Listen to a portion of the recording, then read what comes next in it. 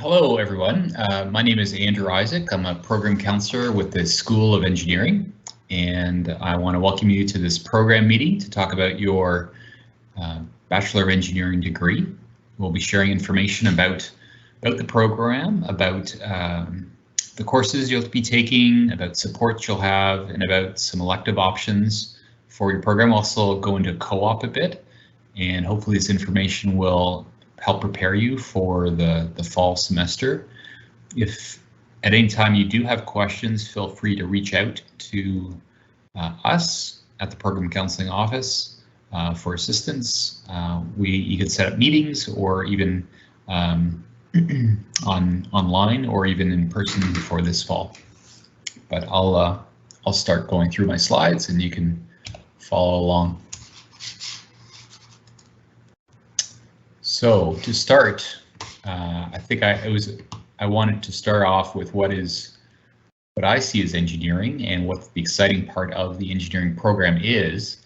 I'm showing you a aerial shot of the Guelph wastewater treatment plant in Cambridge, which normally isn't very exciting, but for engineers it can be because there's so much going on here, and it just really it incorporates practically all the disciplines we offer at Guelph.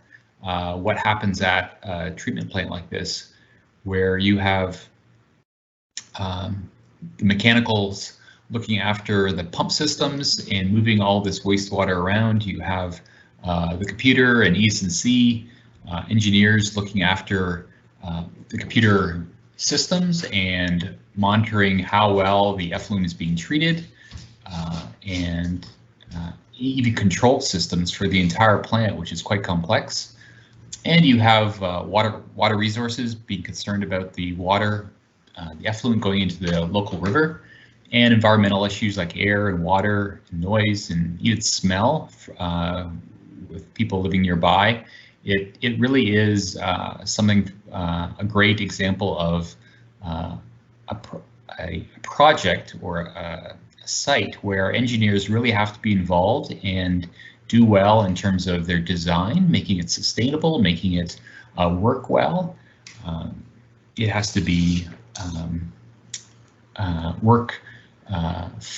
you have to study what's important for the society and how well you design this course, and you have to learn from failure. When pumps break, when systems break, you have to spend time on site trying to figure out how you recover from the failure and how you make it better, so it'll work better next time, and be more reliable for the community. So I worked at this plant for about 1.5 years, doing a lot of upgrades to the system. It was an interesting and fun time to really get involved in a really worthwhile project in a local community infrastructure. But your engineering path will be much different from mine, and you'll get involved in lots of exciting projects. But try to remember about, learning from failure, good design, and also impact on society. I think those are important things to remember. And you'll learn more. The first engineering design course, you'll go through all this as well, learning about good design for society. But starting off with semester 1, you have courses to take. They're called core courses, technical electives, and complementary studies electives. The core courses are something that are the required courses for your program. They are the math, the science, the engineering, the fundamentals, the designs, all the courses that are specific for your program. A lot of them will be common for your first year between the disciplines, but then they'll be a bit more diverse as you go on. Technical electives allows you to go into areas of interest into your program. If you want to dig a bit more deeper into, let's say, mechatronics or energy resources or biomechanics, depending on your program, you could have some very specific technical electives that will help you in your career. And then there's complementary studies electives, which are humanities-based, social science, politics, philosophy, sociology, languages, things like that. Those are your complementary studies electives. Both those sets of electives are considered restricted electives, meaning you have to take them from certain lists that we have at our website, but you can choose them. Students tend to take these courses in their later part of their degree, except for mechanical engineers. They start in semester 2 taking their first complementary studies elective. The next crazy looking picture is a graphical view of all the courses for the computer engineering program for over 4 years. All the boxes represent the courses you're taking, including electives, and the lines intersecting those boxes are the prerequisites for those courses. I want you to draw your attention specifically to those lines and how you have to take prerequisites before you can move on into the program.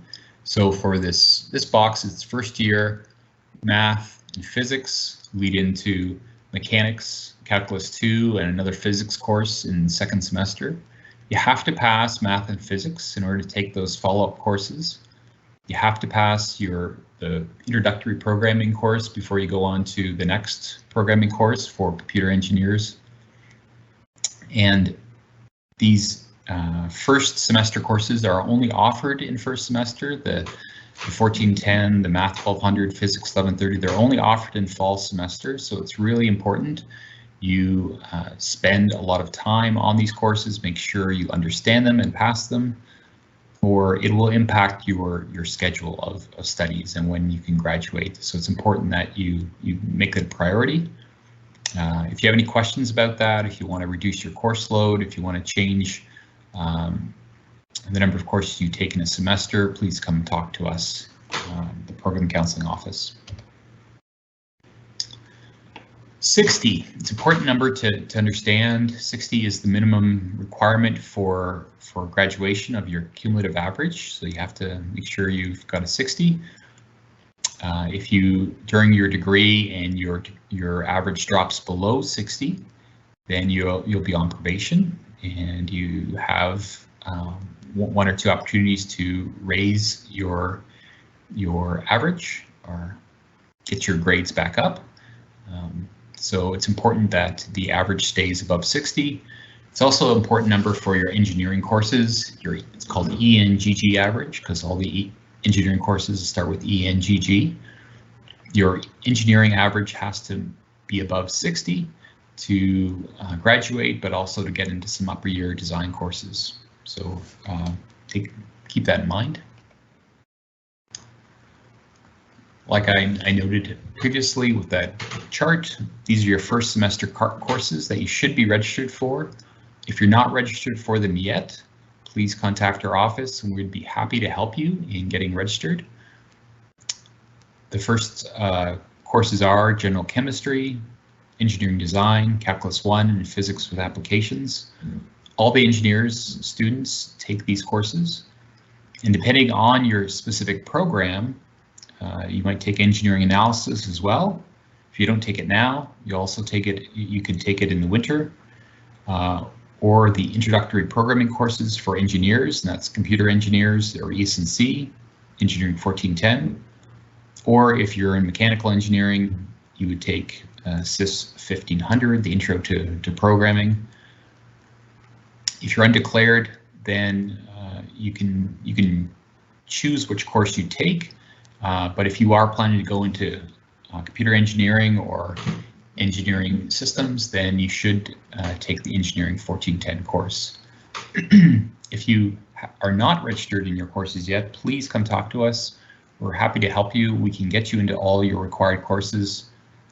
It's important to get that figured out as soon as you can, so please contact us. The next slide talks about academic transition. Coming from high school, which a lot of you will be coming from, it is a bigger, let's say, pond to go into and swim into. It's more complicated. There's a lot more going on. It's faster. You go through a course in 3 months and then write your exam. So it's important that you understand how quickly it goes and not get overwhelmed. Some of your study skills might need improvement. You might need help with that. The library has resources for helping the students with study skills. I'd encourage you to take advantage of that. Time management is important, again, with math fundamentals and how important your math is as a prerequisite for future courses. So if you haven't had time to brush up on your calculus, now would be a good time before classes start to maybe go through some of your old class notes on grade 12 math and calculus. Grade expectations are something that students sometimes are a bit overwhelmed by when their grades aren't the same as when they finished high school. You can't expect your grades to drop. You can expect to maybe fail a test or two. Don't panic. That happens, and you have to learn from failure and make sure you can rebound and try again. But just be aware of dropping grades. The final point was academic integrity. We take that very seriously at the university in regards to cheating or copying, using other people's work. Please, if you are given an assignment and the instructor says you need to do this on your own, take that seriously. You should be doing your assignments and tests on your own. It can be tempting, especially when some things are online, but it's important that you do the work yourself and learn from it and struggle through it. And in order not to get caught in a last-minute crunch, again, really pay attention to your time management and when things are due. Make sure you are giving yourself enough time to ask questions and maybe seek out support from TAs or instructors on if you have any questions about your assignments. These friendly people are the engineering program counselors. There's Catherine, it's myself, Andrew, and Kim. We're all engineers. We all graduated from an engineering program, so we've been through what you're going through. We have experience in the field as engineers, and we're happy to help guide you in this program. So feel free to ask. We're happy to help. Other supports. There's something called the Peer Helper Program, which are upper year engineering students. They're trained and they're very willing to help. They've obviously gone through your program a lot sooner than we had, or much more recently, and they are around to provide support in time management and tackling tough courses and tackling how to tackle exams, things like that. They're a good support network, so I'd encourage you to reach out. Something else that's called the Quad. It's available on CourseLink, and CourseLink is your resource for all your courses. Probably had something similar in high school. All your exams and tests and resources and deadlines are available for each course on CourseLink. There's one that's available now for you called the Quad, and it helps you prepare for your fall courses. There's resources for preparing for each of your fall courses, programming and chemistry and physics and math. So I'd encourage you to review that. It's also a place you can get to know other students who are starting in the program. Student wellness is so important at the university. We encourage the wellness of students. We provide resources to ensure that you are healthy and that you can handle the demands of your program. Some of the resources available, including accessibility services for those with disabilities or specialized learning programs.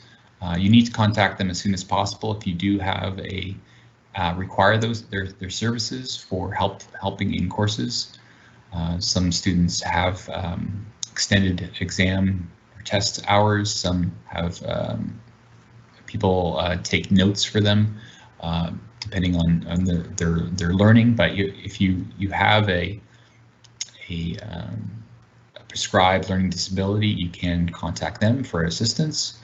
Counseling services, we have therapists available to talk to you online about your anxiety or stress or things you're going through, personal issues. Please take advantage of those services. They're good people who want to talk to you and help you through, which can be a stressful time here. Wellness education, health and performance, chiropractors and physiotherapists and massage therapists in the whole athletic network.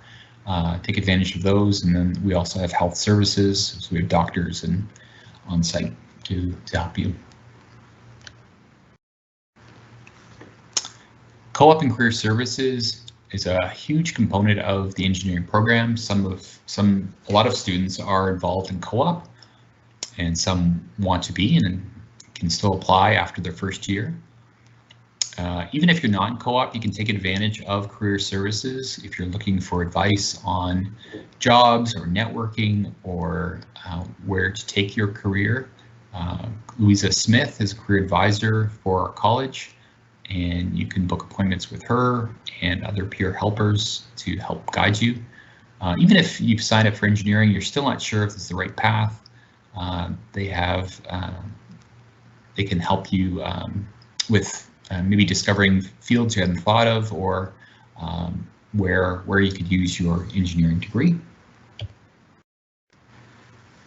When you are in co-op, these are the engineering co-op coordinators currently. Lauren, Catherine, Aaron, and Sheila can help you with your co-op job. They'll guide you during the interview process as you interview with potential employers, and then when you are hired, they'll visit you on site to see how things are going and meet with your employers and just guide you through the co-op experience. It's a really valuable program. If you're not in it yet, you can apply after your first year. So when you're in co-op for the current students right now, the first co-op experience will be next fall, where you'll take an additional course called Co-op 1100. Co-op 1100 guides you in resume building, cover letters, interview process, and working on at a co-op site. So that course has to be passed before you move on to the next stage of job searching in winter 23. You will go through the interview process, either online or potentially in person. At that point, searching for jobs. Co-op will have a job board, and you'll apply for jobs within your program, and then employers will choose if they'll interview you. Once you have your first job, you'll start in summer 23, and that'll be your first work term. So job search strategies. What is suggested is, gaining experience in the summer of 22 is invaluable right after your first year of engineering. No matter where you're working, whether it's landscaping or painting, or even working in an engineering related job, you are gaining experience, gaining skills that you can put on your resume for when you apply for your first co-op job. So start the process as soon as you can. Some of you might even have part-time jobs going into the fall. Be organized and engaged with this whole process. There's lots of assistance, as you noted, with the co-op coordinators and career services. Be organized and trying to figure out where a best fit for you would be, but also suiting your resume to the employer you're applying for. Use your resources. You might have friends and neighbors and family where you might be able to also find job opportunities. And the last point was prepare to relocate. So many of you might be living in Southern Ontario, might be narrowing your search to this area, but there are a lot of opportunities outside of Southern Ontario that offer great opportunities across Ontario, across Canada, and at some point, in places around the world, you can take your co-op job. So be open to that. Requirements for staying in co-op are a 70% average. So if you're in co-op right now, you have to maintain a 70% cumulative average to stay in co-op. After your first year, there's no requirement. You just need to remain as a student and you'll stay in co-op. If you're not in co-op yet, you have to achieve at least a 70% cumulative average in your first year to apply. Your chances of getting into the co-op will all depend on your average, on the averages of other students who are applying, and the space in the program. So just keep that in mind. You apply at the end of the winter semester before the last class day. So I think that's end of March, early April. You have to fill out a few forms. Our office can help you with that. So please contact us if you're interested in applying for co-op after your first year. If you have questions, come and talk to us. We're happy to help at the Engineering Counseling Office. There's lots, you might have lots of questions about your program and what the first semester will be like, but we'll be around, we'll be on campus, and feel free to contact us. And one last note, there will be another meeting similar to this, but for the specific programs in engineering on Tuesday, September 7th, the biomedical, biological, environmental, water resources at 10:30, and computer engineering, ES&C, and mechanical at 11:30. So I would encourage you to attend. You'll meet the instructors in your program, find out about the research they're doing, and more about the program. If you are undeclared, feel free to choose which ones you'd like to attend. Thanks very much for attending this program meeting for the Bachelor of Engineering program. Thank you.